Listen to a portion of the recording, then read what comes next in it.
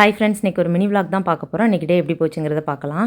இன்றைக்கி வந்து ஒரு ஃபங்க்ஷன் வீடு போக வேண்டியது இருக்குது. அப்போ காலையிலைக்கும் மதியானத்துக்கும் என்ன செய்யலாம் அப்படின்னு யோசிச்சுட்டே இருந்தேன். பசங்க வந்து எங்களுக்கு மதியம் லஞ்ச் வேண்டாமா, நாங்கள் கேண்டீனில் சாப்பிட்றோம் அப்படின்னாங்க.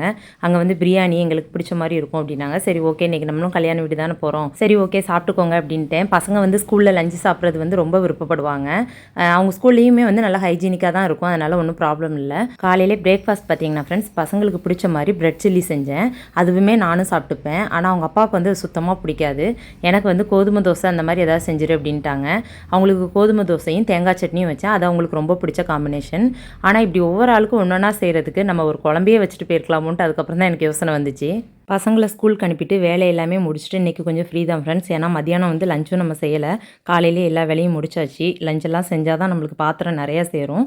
ஆனால் சிம்பிளாக பண்ணதுனால எதுவுமே இல்லை. இன்றைக்கி நான் வேர் பண்ணுற சாரீ சிம்பிள் சாரீ தான், ரொம்பலாம் ஒர்க் எதுவுமே ப்ளவுஸில் இல்லை.